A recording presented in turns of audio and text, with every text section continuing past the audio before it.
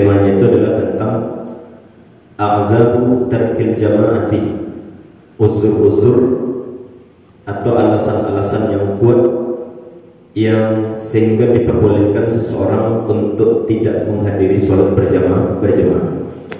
Nah, karena di pertemuan sebelumnya kita bahas tentang hukum dari sholat berjamaah, memang ada perbedaan pendapat dari para ulama Bapak Ibu. Ada yang mengatakan wajib, ada yang mengatakan fardu kifayah, ada yang mengatakan sunnah muakkadah. Kan pada itu hukum dari menghadiri sholat berjamaah. Tapi perlu kita ingatkan lagi sedikit bahwa walaupun para ulama itu berbeda-beda pendapat tentang hukum dari sholat berjamaah, tapi mereka sepakat semuanya bahwa orang yang tidak menghadiri sholat berjamaah itu, sedangkan dia tidak memiliki uzur, maka dia tercela. Salah satu yang banyak dalam hadis disebutkan bahwa orang yang tidak menghadiri sholat berjamaah itu termasuk orang-orang munafik, termasuk orang-orang munafik. Semakin sering dia meninggalkan sholat berjamaah, berarti semakin tinggi kualitas kemunafikannya, Bapak Ibu. Lebih kurang pada itu. Dan semakin banyak dia menghadiri sholat berjamaah, semakin sedikit berarti kemunafikan dalam diri. Jadi salah satu ingin mencari awal ikut termasuk orang yang munafik atau enggak, termasuk orang yang banyak kemunafikan dalam diri atau skeptik. Nah, itu salah satunya itu cermin itu ada dalam menghadiri sholat berjamaah. Ini tentunya khusus bagi laki-laki, bagi yang laki-laki. Karena memang banyak kita perhatikan bahwa orang Islam ya, yang walaupun lain sholat atau bahkan ada yang tak sholat, tapi yang anehnya itu kadang-kadang ada orang Islam yang hadir ke masjid itu hanya sekali saja seumur hidup. Kalau sekali seumur hidup bilut Bapak Ibu? Enggak. Langsung ke imam. Nah, ini parah. Ini orang Islam yang sangat parah. Kadang-kadang ketika dia satu ini berapa Pak? Urusan ibadah serang-serang. Ke orang Islam yang sangat buruk orangnya, karena dalam sebuah hadis itu ada Nabi SAW mengatakan bahwa di antara ciri orang Islam yang buruk itu adalah ketika dinasihati, diingatkan oleh kaum muslimin yang lain, dia kemudian membangkang. Nah, ini salah satu ciri dari orang Islam yang buruk orangnya. Salah satunya itu adalah kalau diajaknya sholat berjamaah, kemudian diperingatkan dia tentang sholat berjamaah atau bahkan sholat itu sendiri, dia kemudian mengatakan urusan diri seorang, ibadah itu kan urusan pribadi, maka kemudian mengajak-ajak dan semacam. Jadi ini salah satu bentuk yang banyak dilakukan oleh orang-orang zaman sekarang, tapi tidak sesuai dengan nilai-nilai yang diajarkan dalam agama Islam. Dalam agama Islam kita dianjurkan untuk bersama-sama menghadiri jamaah, dan kemudian dianjurkan juga untuk saling mengajak untuk menghadiri jamaah. Alhamdulillah kalau kita cari malam hari ini Bapak lebih banyak daripada yang biasanya. Alhamdulillah. Nah, Bapak Ibu doakan Allah SWT semoga kedepannya semakin banyak. Amin. Nah, sekarang yang akan kita bahas itu adalah siapa orang yang ketika mereka meninggalkan jamaah, mereka tak tercela sama sekali. Mereka tidak bisa juga diukur bahwa dia ketika meninggalkan jamaah berarti dia munafik. Nah, kenapa alasan itu Bapak? Alasan itu adalah karena mereka memiliki uzur-uzur atau alasan-alasan yang kuat, sehingga nanti dalam syariat Islam mereka itu diberikan keringanan, dispensasi, diberikan toleransi, sehingga mereka tidak perlu menghadiri sholat berjamaah. Lebih kurang itu tema yang akan kita bahas pada malam hari ini. Nah, apa saja yang menjadi uzur sehingga seseorang boleh untuk tidak menghadiri jamaah? Disebutkan oleh para ulama. Yang pertama itu Bapak, al-marad, sakit. Yang pertama itu adalah sakit. Tapi tentunya di sini dijelaskan panjang lebar oleh penulis rahimahullah taala, sakit yang menjadi uzur itu adalah sakit yang memang menyulitkan dia untuk menghadiri jamaah. Yang memang menyulitkan dia untuk menghadiri jamaah.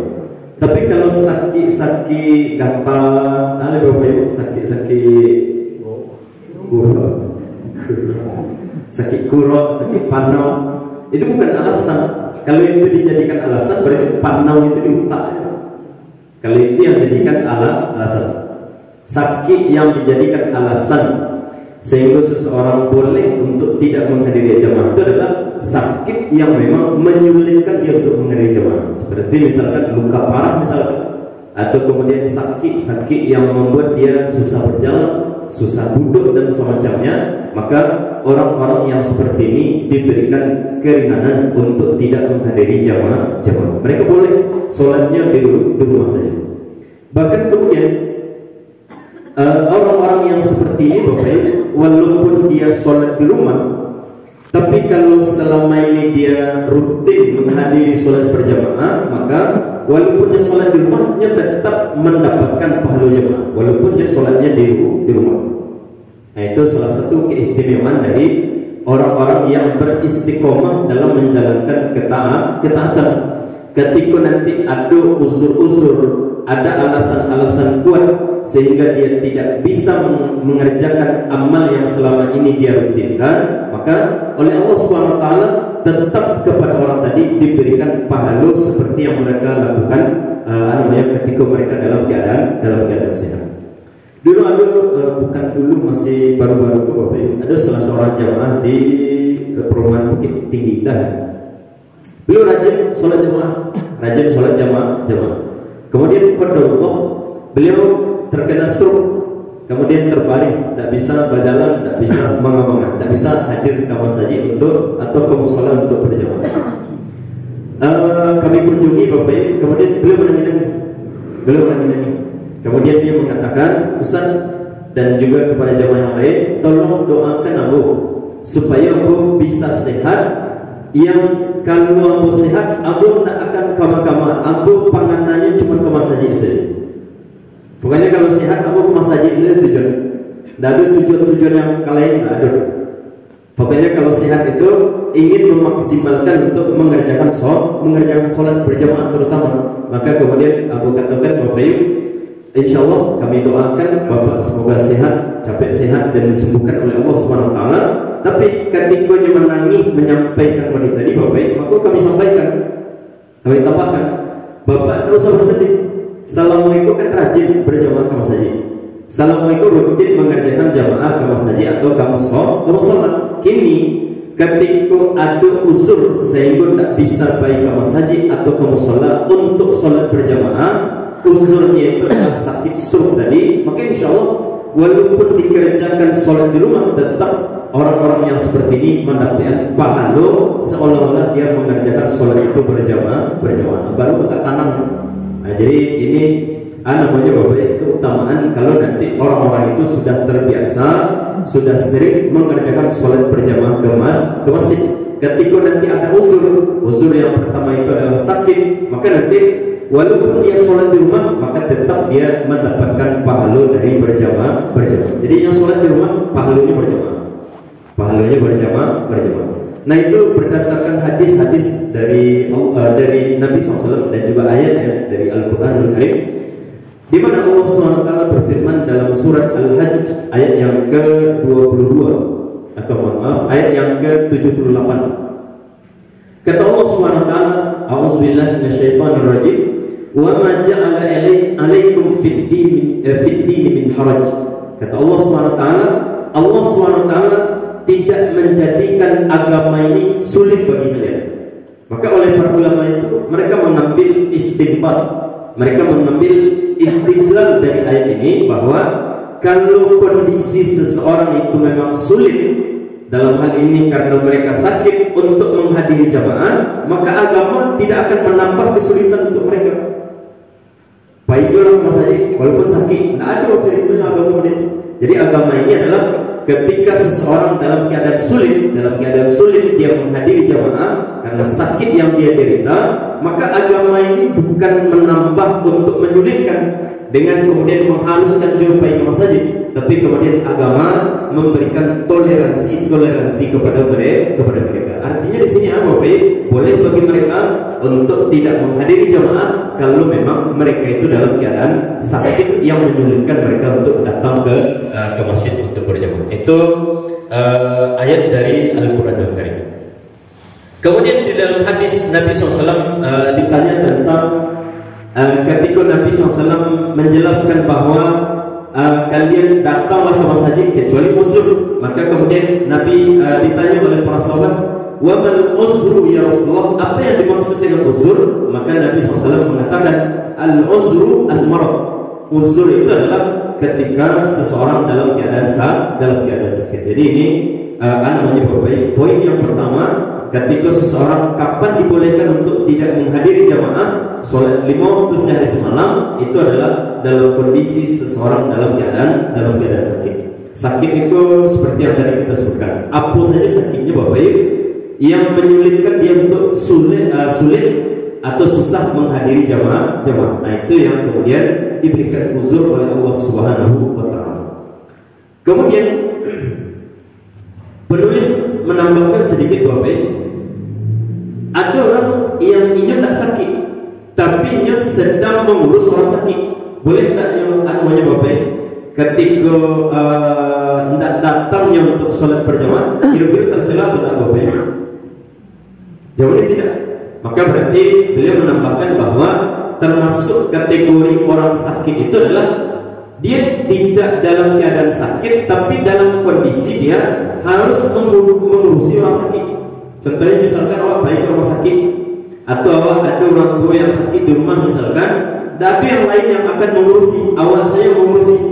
Nah kemudian datang panggilan untuk sholat berjamaah, awak tak baik berjamaah, awak tercela atau tidak? Jawabannya tidak, karena itu dihukumi sebagai sama hukumnya dengan orang sakit. Karena kalau orang sakit ditinggalkan Bapak, terlebih mereka dalam kondisi parah ya, dalam kondisi kritis barangkali, atau bahkan dalam kondisi mereka itu hampir sakaratul maut, maka justru mereka itu tidak boleh ditinggalkan. Kalau ditinggalkan nanti takutnya datang Bapak Ibu, datang setan bunuh-bunuh kan. Ketika sakaratul maut kan pada itu keadaannya. Orang dalam keadaan sakaratul maut itu setan itu Bapak berusaha masuk sebanyak-banyaknya untuk menggoda orang yang sakaratul maut tadi. Maka kemudian tidak disyariatkan dalam Islam untuk meninggalkan orang dalam keadaan sakaratul maut. Kalau susah-susah payah bernafasnya misalkan, maka tugas orang itu adalah menemani sambil awak membaca ayat-ayat, zikir-zikir dan semacamnya. Kalaupun awak mengerjakan sholatlah kemudian di sampingnya, supaya apa? Supaya kemudian setan-setan itu tidak masuk sehingga nanti menggoda orang-orang yang dalam keadaan sakaratul maut. Nah itu yang kemudian disyariatkan kepada kita oleh agama kita. Nah itu yang pertama, uzur bagi orang yang tidak boleh, tidak mengapa mereka tidak menghadiri berjamaah. Kemudian yang kedua, ayyaqafa dararan fi nafsihi aw fi malihi aw irdihi. Orang yang merasa khawatir dengan menghadiri jamaah nanti ada mudarat yang akan memudaratkan dirinya atau hartanya. Contohnya kira-kira Bapak, dengan menghadiri jamaah nanti awak akan tertimpa mudarat baik diri awak atau harta awak. Kira-kira apa contohnya kira-kira Bapak? Contoh misalkan Bapak, jalan awak menuju ke masjid itu misalkan sedang ada banjir misalkan, ada jalan atau akan ada geluduk misalkan, ada informasi dari orang-orang tertentu akan terjadi geluduk di jalan itu dan semacamnya.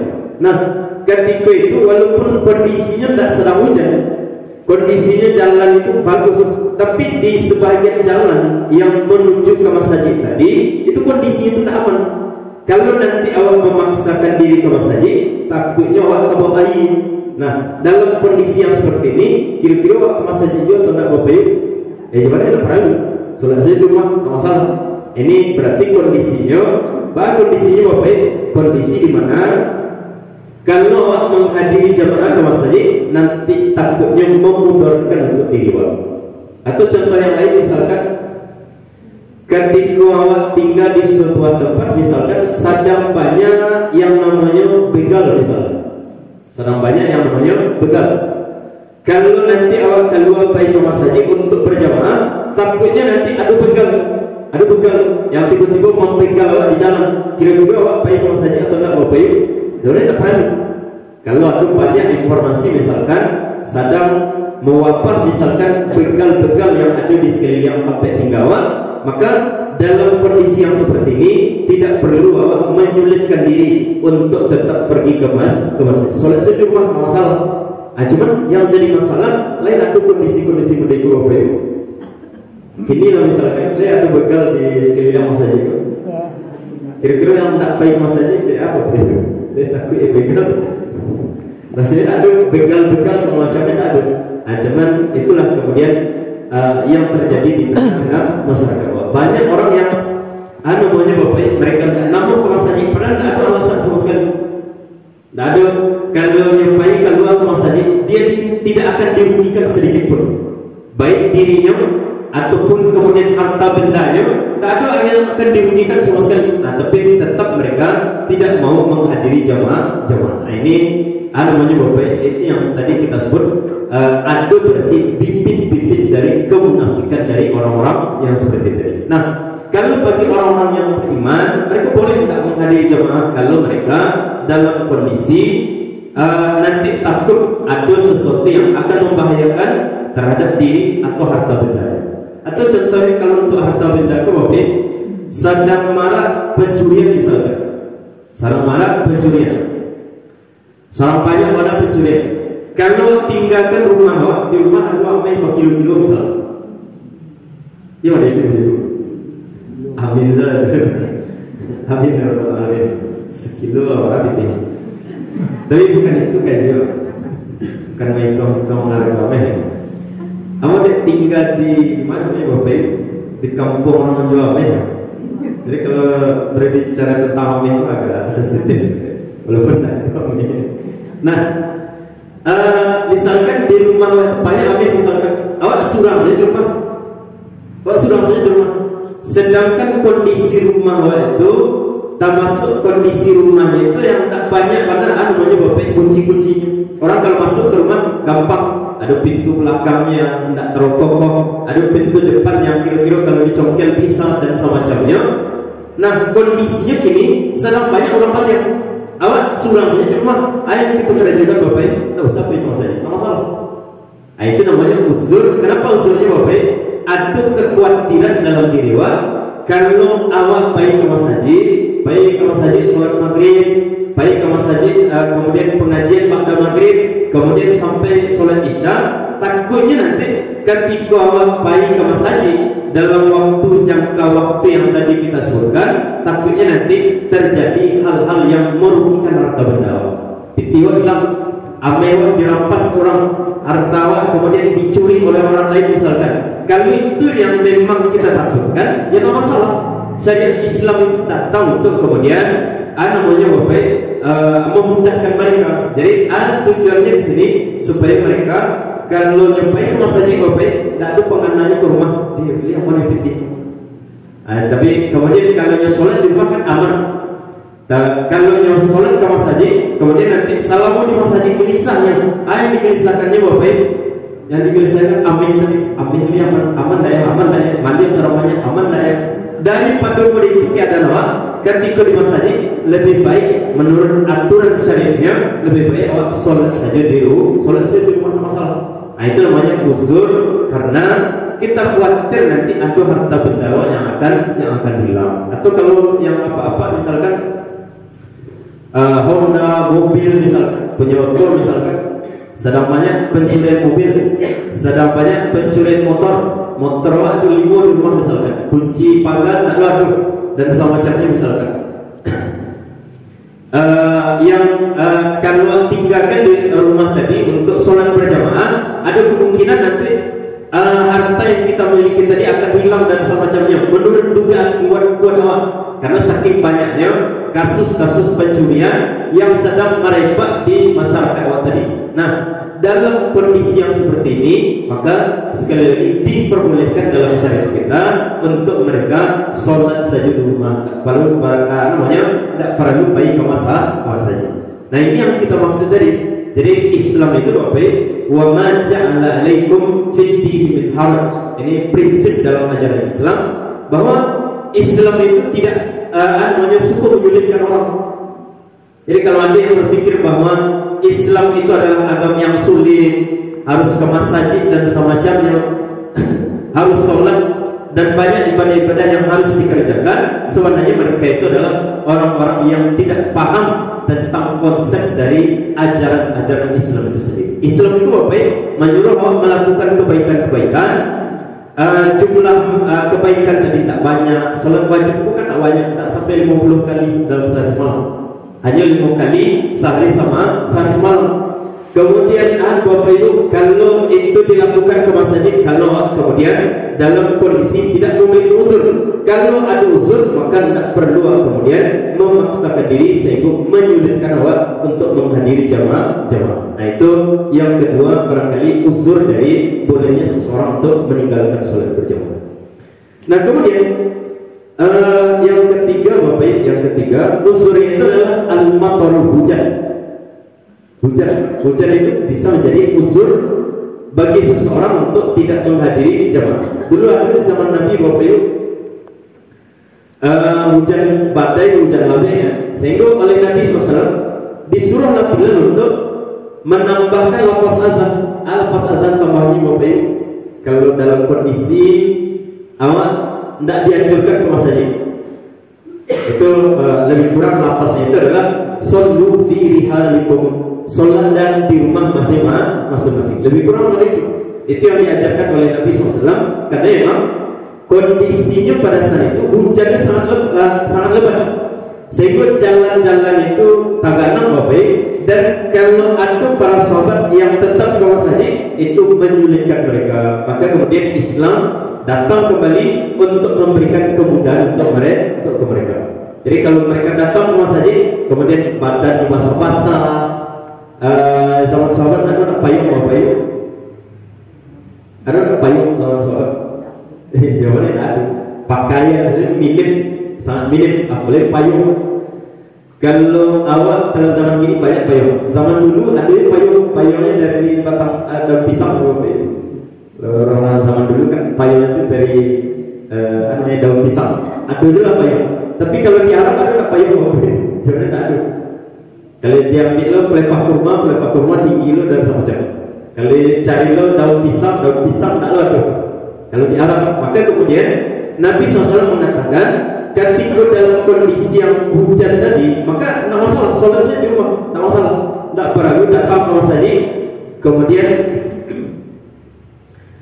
badannya basah-basah, kemudian nanti pakaiannya kumuh-kumuh. Nah, itu kemudian syariat datang memberikan kemudahan. Nah, kondisi yang seperti itu Bapak boleh jadi terjadi juga nanti di zaman awal atau di tempat awal, di mana nanti kondisinya ketika hujan, ketika datang waktu untuk mengadakan sholat berjamaah, kemudian hujan Bapak. Kalau awak kemudian pakai kotor, tetapnya basah, hujan menembak dan sebagainya, kan banyak kondisi. Kalau berjalan, yang boleh dulu kondisinya, yang bagian bawah airnya tergenang, yang bagian atas hujan menembak dan semacamnya, maka dalam kondisi-kondisi yang seperti ini, maka tidak perlu seseorang menghadiri jamaah sholat di rumah. Tapi kalau sholat hujan rinai Bapak dan rinai, tidak bawa payung pun sampai bisa ke masjid. Rinai seketek, kira-kira ke masjid atau tak Bapak Ibu? Ke masjid. Dan itu tidak bisa dijadikan sebagai uzur. Jadi uzur itu adalah yang kalau hujan tadi terjadi, sulit awak pergi ke masjid. Kalaupun nanti sampai ke masjid, kemudian kondisi awak tidak dalam keadaan maksimal untuk beribadah, nah, itu namanya menyulitkan tadi. Tapi kalau bisa nanti ketika hujan yang ringan misalkan, pakai payung seketek lah sampai ke masjid dan semacamnya, maka ini tidak menjadi uzur bagi seseorang untuk menghadiri jamaah. Jadi hujan itu adalah hujan yang memang menyulitkan mereka untuk menghadiri jamaah. Itu lebih kurang. Nah, kata penulis rahimahullah taala, Termasuk bagian dari hujan ini adalah al-bardus syadid, atau dia bukan hujan, tidak ada hujan, jalan rancak, kemudian cuaca rancak, tapi yang jadi masalah adalah dingin yang sangat dingin. Nah, kalau dingin yang sangat dingin itu kira-kira terjadi di awal atau tak Bapak Ibu? Lebih kurang jawab tidak? Jawabnya tidak. Kondisinya itu lebih kurang di mana terjadinya Bapak Ibu? Di negara-negara atau di daerah-daerah yang ada musim dingin, seperti di Arab Saudi misalkan. Kalau datang musim dingin nanti bara derajat Celcius misalkan sampai 10 sampai 15 derajat misalkan, atau sampai bahkan di bawah itu misalkan, maka dalam kondisi yang seperti ini tak perlu kemudian menghadiri jamaah. Nah, itu yang dimaksud dengan dingin yang sangat dingin. Dan di zaman Nabi tentunya banyak keadaan begitu. Karena kalau di Arab itu kan ada musim panas, ada musim dingin, ada musim semi. Kalau di luar kan hampir sama saja. Dalam setahun tadi, walaupun ada perbedaannya sedikit ya, tapi bisa dikatakan tidak ada yang namanya musim dingin yang sangat dingin, dan tidak ada yang namanya musim panas yang sangat panas. Sehingga cuaca di negeri awal itu lebih kurang itu tidak bisa dijadikan uzur untuk kemudian tidak menghadiri sholat berjamaah. Kemudian yang berikutnya warihus syadidah, atau hujan tidak ada, musim dingin tidak, musim panas tidak, tapi yang terjadi itu adalah arihus syadidah, angin yang sangat kencang. Kalau hadir ke masjid, kalau pakai motor nanti bisa rabah di jalan. Kalau kemudian awak nak pakai motor berjalan kaki, bisa tambah pakai Nah, itu namanya arihus syadidah, angin yang sangat kuat, angin apa namanya Bapak? Kalau begitu tornado, angin puting beliung atau angin yang lain, namanya Bapak. Yang jadi angin kencang. Terlebih di tampek awak tadi misalkan banyaklah pepohonan yang kalau nanti berjalan ada kemungkinan di anginnya itu sangat kuat, nanti ada yang pohon yang tumbang, ada namanya pohon karambi yang karambinya jatuh dan semacamnya. Maka dalam kondisi yang seperti ini tak perlu kemudian menghadiri jamaah sholat itu cuma masalah. Kadang-kadang ada kondisi seperti itu, kadang-kadang atau orang tawakabang dan semacamnya, maka walaupun dia tidak dalam keadaan hujan, tidak dalam keadaan terik matahari yang sangat panas, tapi kalau kondisinya itu dalam keadaan angin yang sangat kencang, maka dalam kondisi yang seperti ini diperbolehkan seseorang untuk tidak menghadiri jamaah. Itu alasan yang ketiga. Kemudian yang keempat, Bapak Ibu, alasan yang keempat itu adalah mudafa'atul akhbasaini. Diperbolehkan bagi seseorang tidak menghadiri jamaah kalau dia dalam kondisi dia sedang menahan buang air, buang air besar atau buang air kecil. Kalau buang air kecil kan bisa. Kalau buang air kecil kan sebentar, besok langsung baik maksudnya. Soalnya itu kalau untuk buang air kecil sebenarnya tak jadi alasan. Nah, yang menjadi alasan itu misalkan orang komen awak dah kapai maksudnya, orang komen awak baru kapai maksudnya, tiba-tiba awak dia buang air besar. Maka kemudian ayat kita kerajukan Bapak, payu atau masaji atau buang air besar dulu. Yang mana kita pilih Bapak, payu masaji atau buang air besar dulu? Selesaikan. Di dalam ajaran Islam didahulukan mana yang kira-kira yang lebih dahulu. Yang lebih dahulu di mana sih Bapak? Alhamdulillah waktu sholat itu cukup panjang ya. Walaupun tentunya tadi awak dipanggil untuk menghadiri jamaah, tapi kalau dalam kondisi yang seperti ini, maka syariat kemudian menyuruh awak untuk menyelesaikan dulu urusan yang ada di parutnya. Artinya awak selesaikan dulu buang air besar dulu. Walaupun nanti dengan buang air besar tadi misalkan awak sama sekali tidak bisa menghadiri jamaah, tidak masalah.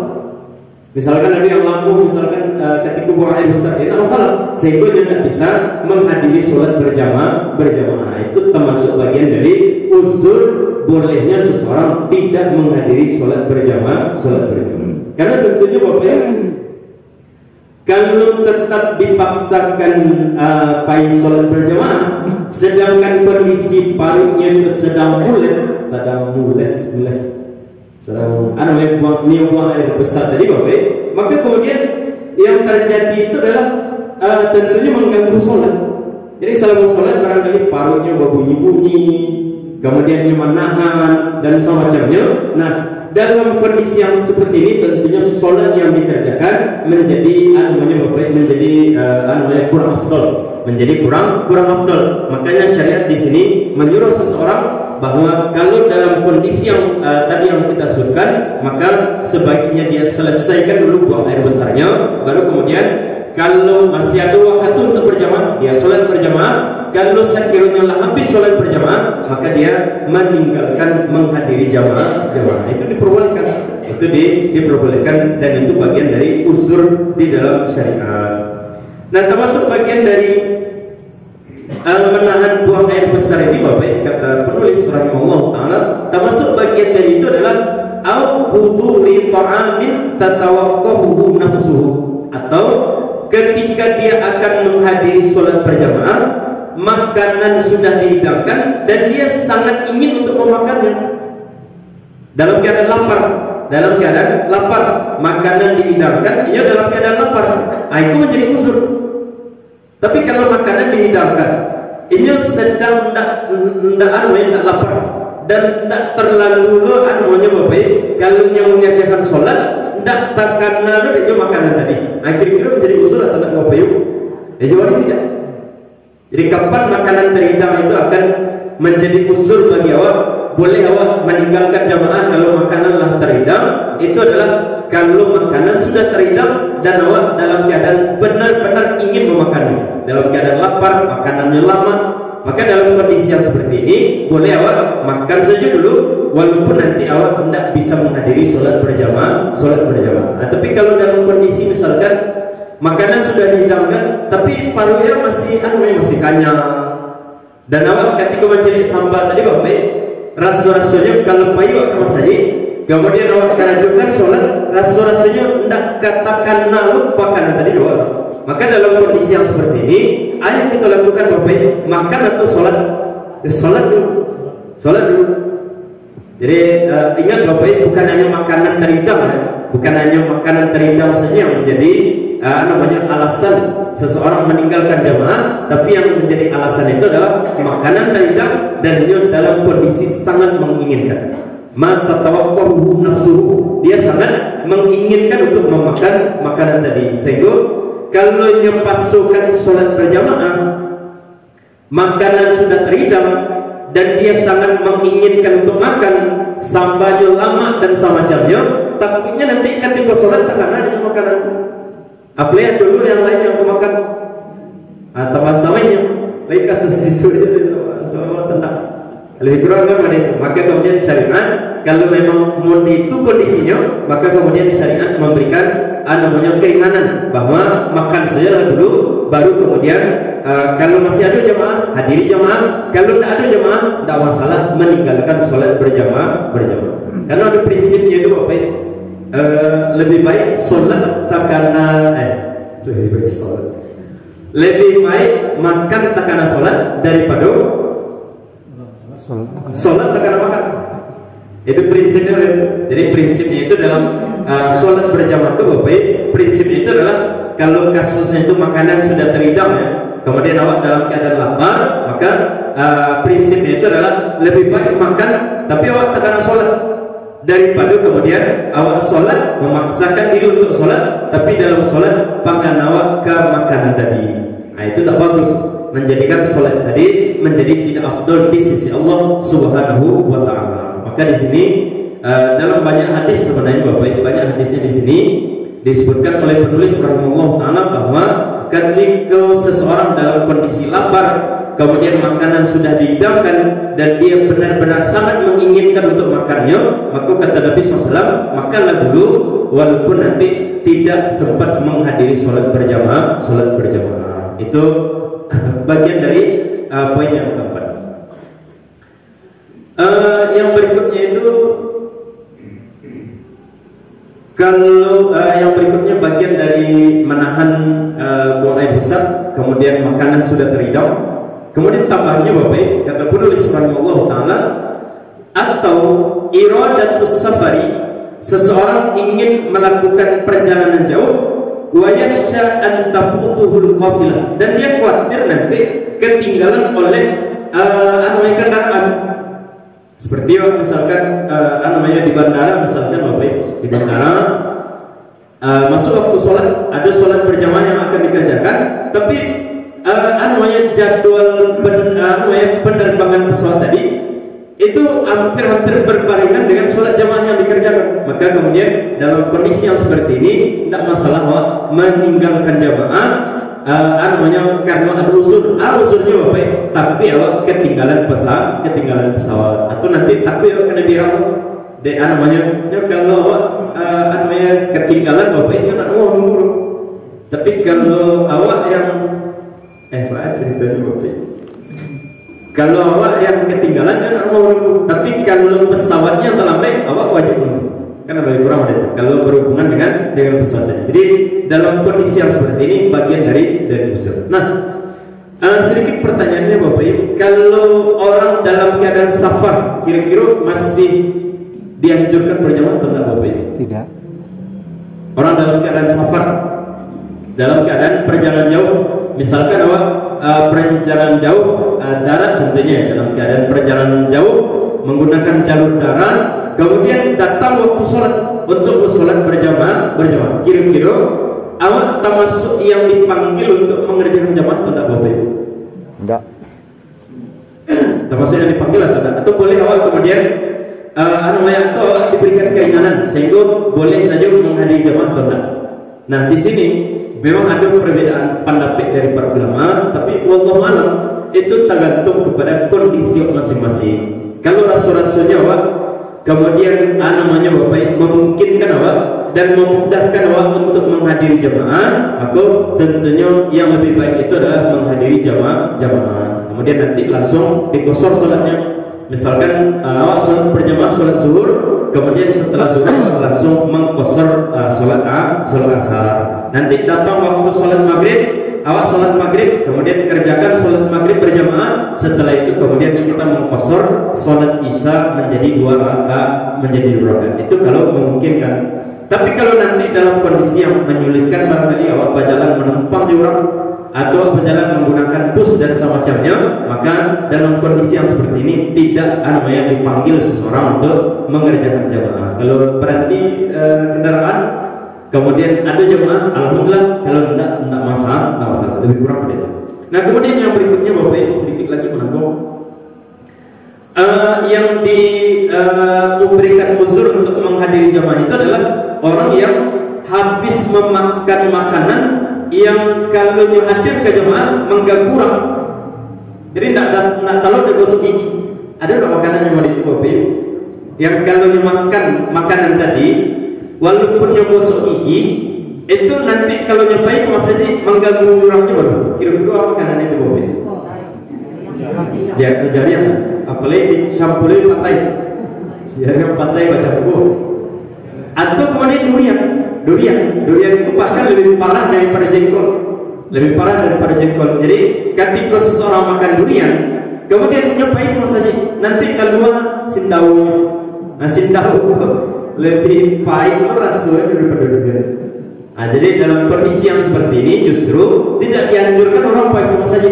Kalau memang kondisinya itu adalah dia habis memakan satu makanan yang kalaupun dia gosok gigi misalkan tidak akan menghilangkan bau tadi, maka orang yang seperti ini diberikan uzur untuk tidak menghadiri jamaah. Tapi kalau sekiranya misalkan nafasnya berbau misalkan, bisa diatasi, mengatasi Bapak dengan gosok gigi misalkan, maka dia tidak diberikan uzur untuk tidak menghadiri jamaah. Lebih kurang ada itu. Kemudian yang terakhir yang menjadi uzur itu adalah Bapak Ibu, ini ditambahkan oleh Imam Asy-Syafi'i rahimahullah taala, uzur untuk tidak menghadiri jamaah itu adalah kalau imamnya itu adalah imam yang makruh menjadi imam. Imam yang makruh menjadi imam, insyaallah di pertemuan berikutnya Bapak akan kita bahas tentang imam yang ideal, imam yang makruh, imam yang haram menjadi imam.